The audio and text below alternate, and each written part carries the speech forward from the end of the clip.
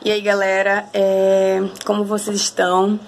Eu espero que vocês estejam segurando firme, né, a onda, porque não tá fácil mesmo, né, ser brasileira. Em muitos momentos da história não foi fácil, né, para pessoas que inclusive nem estão mais, né, entre a gente. Com certeza não foi fácil, mas de alguma forma a gente precisa se firmar para ter que enfrentar os desafios, e eles não são poucos. Uma forma que eu busquei, eu estava me sentindo completamente paralisada, sabe, desesperançosa, as coisas não estavam seguindo muito bem dentro de mim, assim, e eu tomei uma atitude. Eu falei, não, se eu tenho um pouco desse conhecimento, se eu sei de alguma coisa que faz um mínimo de sentido, certo? Se aquilo que eu estudei precisa valer a pena, e essa responsabilidade social que eu tenho, né, enquanto professora, que eu tive enquanto estudante, né, de uma universidade pública, então eu falei assim, eu vou jogar esse conhecimento, eu vou colocar isso, eu não vou ficar esperando só chegar na sala de aula para falar sobre isso. Então é o que tem me feito, né, respirar melhor e manter, entende, a calma, para que a gente possa juntos, né, de uma forma embasada, entende? Conhecendo, porque o que a direita faz hoje no país, dizendo que estudar não faz sentido, dizendo que livros da esquerda, que os livros da universidade estão contaminados pelo pensamento esquerdista, e eles tentam demonizar, né? Eles tentam, eles depreciam sempre falam mal, e o que eles querem é justamente que a juventude que tem um sonho de chegar numa universidade, ter uma formação de qualidade e possa mudar minimamente a sua vida através da educação, eles desacreditem nisso. Então, por que eles têm tanta raiva do conhecimento que é produzido nas universidades? Primeiro, porque eles não querem financiar o ensino público de qualidade para a população que precisa. Segundo, eles não querem que, por exemplo, que uma pessoa que tenha origem social dentro de uma classe popular possa ocupar, por exemplo, os mesmos cargos que talvez uma almofadinha, que teve todos os recursos, né, e condições necessárias para chegar ali. Eles não querem essas pessoas no mesmo lugar. Então, eles querem afastar. E eles usam da manipulação psicológica e dizem que tudo é ideológico, justamente porque eles querem se camuflar e esconder a ideologia nefasta que eles propagandiam, certo? E aí, o que se produz dentro de uma universidade pública, o conhecimento público, ele tem um caráter social, ele tem um caráter de poder observar as dificuldades que a população tem e possa produzir um conhecimento que venha sanar esse problema, acesso, né, ao que a gente vê hoje. As universidades, elas estão trabalhando, as pesquisas, mesmo com todas as dificuldades, estão trabalhando para conseguir, por exemplo, uma cura para o coronavírus. E isso, é claro, que não é algo que essa direita burra, irresponsável, genocida, não quer que você saiba. E o conhecimento, um conhecimento referencial dentro da sociedade, um conhecimento que seja referenciado na mudança de vida das pessoas, eles não querem que seja divulgado, tá? Quando eu comecei o ano letivo, agora de 2020, que foi interrompido pela quarentena, eu com o segundo ano eu estava pensando assim, o que eu vou trabalhar com essa galera, o que eu vou trazer o que eu vou trazer de impacto, sabe, que seja algo de fato. Eu sempre me preocupo muito com isso, e eu falei o seguinte, a globalização. A gente vê que, por exemplo, o vírus se tornou algo global. As empresas multinacionais reinam, a gente tem contato com outros continentes de forma quase que simultânea, mas não é somente isso que a gente compartilha globalmente, a gente também compartilha globalmente a pobreza, entende? A gente compartilha globalmente a desigualdade social, o descrédito, entende? A perseguição. E quando eu comecei a pensar do que eu vou falar com eles sobre isso, quem eu vou trabalhar com eles, veio na minha cabeça assim, Milton Santos. Eu não sou da área da geografia, certo? E eu lembro que quando eu estava no ensino médio, eu não lembro qual foi o professor, mas com certeza deve ter sido de geografia ou história, levou a gente para a sala de vídeo, que era junto com a biblioteca, né? Uma escola lá em Santana, Everaldo. E aí a pessoa colocou o vídeo, eu não lembro qual foi a matéria, mas colocou o vídeo e eu comecei a ver aquilo, e aquele homem negro falando de uma forma que eu não estava entendendo muito bem e tal. E aquilo ficou, né, eu assisti, pouca coisa eu captei, mas eu vi que eu era um referencial negro, de uma pessoa que, por exemplo, podia ser meu avô, né? O meu tio, o meu vizinho. E eu falei assim, esse homem, sabe? Porque aquela ideia de que o cientista, a pessoa que tem conhecimento é todo, né, branco e tal, não sei o quê. E aquilo ali foi impacto pra mim.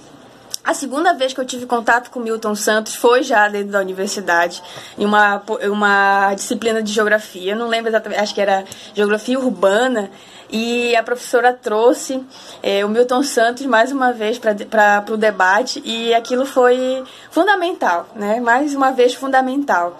E eu pude, nessa época já, né, com mais instrumentos, né, de interpretação, mais referências, eu pude, inclusive, referenciar a minha vida, né, perceber a minha vida social. E aí, eu pensei, Milton Santos, né, porque ele tem uma visão da globalização completamente diferente. Ele não fica, globalização, não. Ele foi falar da globalização do ponto de vista das periferias. E como as periferias, elas são massacradas dentro desse processo. Como elas foram a partir da década de 90 no Brasil e como elas estão ainda, né, sendo massacradas, por exemplo, com a privatização da educação, a privatização da saúde, a privatização do nosso território, a privatização dos rios, dos nossos minérios, recursos naturais. Então, tudo isso afeta, sim, a periferia, afeta, sim, as classes mais empobrecidas desse país. E eu vou ler um pouquinho aqui do prefácio de um documentário bem legal, muito importante, que eu indico para vocês. Ele tá no YouTube, ele se chama O Mundo Global Visto do Lado de Cá. Ele é de 2006, ele é do diretor, ai meu Deus, esqueci o nome do cara, Silvio Tendler, né? Silvio Tendler. Como boa virginiana que eu sou, gente, desculpa, eu anoto tudo, e aí às vezes eu fico catando. Mas é isso. O Silvio Tendler, eu vou falar um pouco mais sobre ele em outro vídeo, porque ele só tem vídeos, ele só tem documentários, filmes, assim, incríveis, brasileiros, só sobre a realidade social brasileira, assim, de uma forma bem legal. E ele produziu esse documentário com o Milton Santos 4 meses antes da morte do Milton Santos.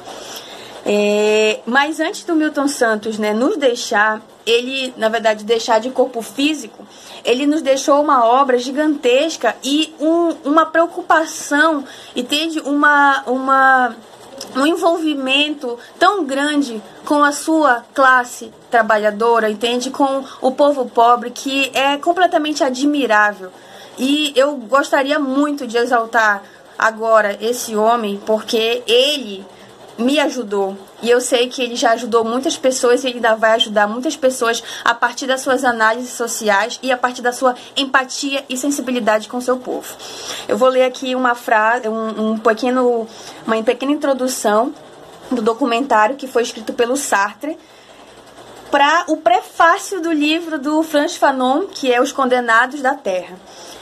É preciso explicar porque o mundo de hoje, que é horrível, é apenas um momento do longo desenvolvimento histórico e que a esperança sempre foi uma das forças dominantes das revoluções e das insurreições.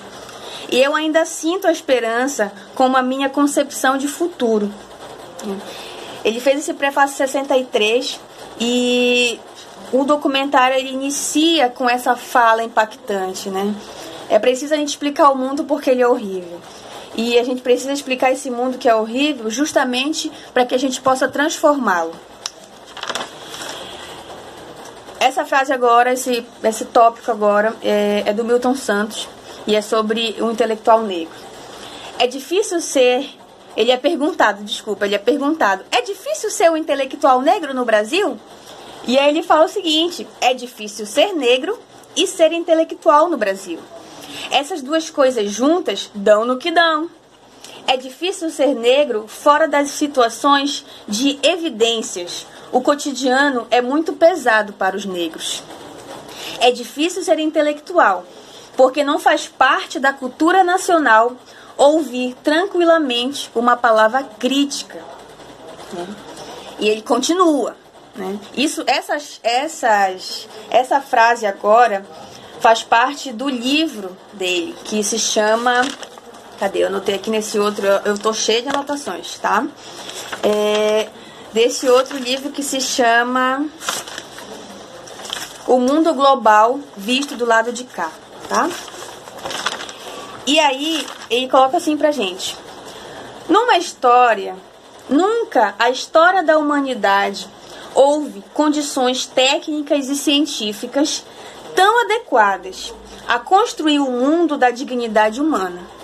Apenas essas condições foram expropriadas, arrancadas por um punhado de empresas que decidiram construir um mundo perverso. E cabe a nós fazer dessas condições materiais que a classe trabalhadora constrói cotidianamente, né? E cabe a nós fazer dessas condições materiais a condição material da produção de uma outra política. Então ele sempre coloca que é preciso construir uma outra globalização. O Milton Santos diz o seguinte: não é o problema, não está em que os países estão interligados, em que os povos estão interligados a partir da tecnologia. Não, esse não é o problema. O problema da globalização é que ela é uma globalização pensada, essa globalização do século XX, certo? Que já existiu outra. A colonização também pode ser considerada uma globalização. Só que aí ele coloca o seguinte: essa globalização pensada, essa globalização, ela está refém, ela é projeto de elites que mantêm monopólios. E agora, nessa configuração do século XX, nós, do monopólio, da hegemonia do setor financeiro, das empresas, das multinacionais. Então, ele fala dessa expropriação das nossas riquezas, da nossa produção social, que é escoada diretamente o lucro para o bolso desses empresários, desses grandes empresários, certo? E essa burguesia, que inclusive é uma burguesia altamente covarde, entreguista e submissa ao capital estrangeiro. E aí eu já começo aqui falando... O Milton Santos, ele é uma referência, né, internacional, e o Silvio Tendler, ele não fez somente, ele produziu esse documentário do Milton Santos, mas ele também produziu vários outros documentários, filmes que abordam justamente essa problemática do neoliberalismo dentro da América Latina, né, onde nós estamos inseridos, mas também em outros países. Só que a gente vai focar na América Latina, ele foca na América Latina. E tem um documentário que eu estava assistindo ontem, eu já tinha assistido em outro momento e assisti ontem, e ele se chama Da Distopia do Capital à Utopia Social, Reconstruindo um País. Esse documentário ele é recente, é de 2014. E nesse documentário ele aborda, né, juntamente com uma organização de professores e professoras universitárias, eu anotei aqui o nome de cada um, é uma série de entrevistas de pessoas que estavam, inclusive, atuando politicamente naquele momento, atuando de forma acadêmica também, produzindo análises, né, para que pudesse, né, se interpretar aquela realidade e o que estava acontecendo no Brasil. O que estava acontecendo no Brasil na década de 90, o que aconteceu no Brasil na década de 90, é um processo que se inicia nos países